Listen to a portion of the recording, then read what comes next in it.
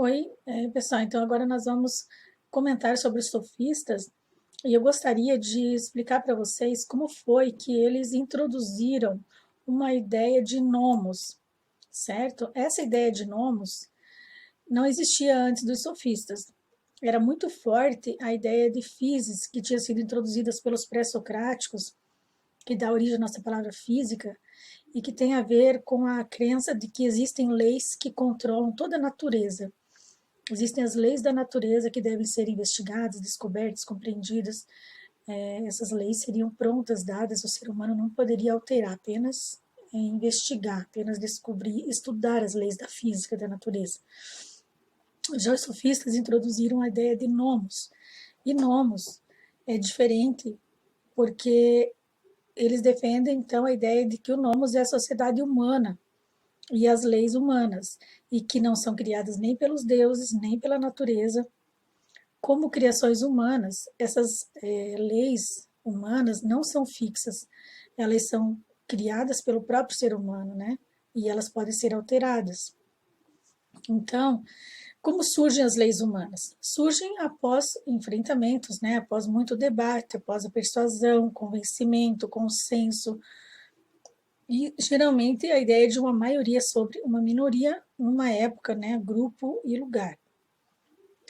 Atualmente, né, pessoal, geralmente aqui, após as nossas democracias, né, e mesmo lá na Grécia Antiga, na época que os sofistas viveram, eles introduziram essa ideia de criar um debate, né, lembram deles lá nas praças públicas, na Ágora ateniense, né, na Ágora, os debates, como eles ensinavam os jovens atenienses a debater, a fazer com que as suas ideias convencessem os demais para formar aquela maioria, para que essas leis fossem inseridas para todos, né, por um determinado tempo.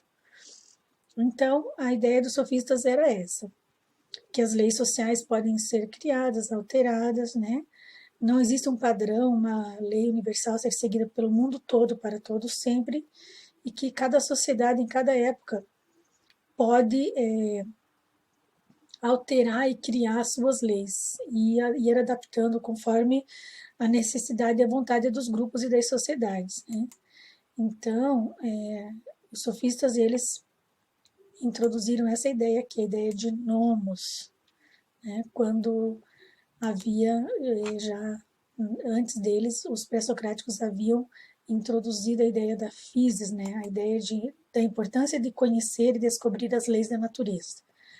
E os sofistas se preocuparam em dizer que as leis humanas, as leis da natureza, as leis da sociedade não têm a mesma forma de existência das leis da natureza. Elas podem ser alteradas e podem ser adaptadas para cada grupo, para cada lugar, para cada época. Ok, pessoal? Então, essa é a diferença do nomos e da physis, ok?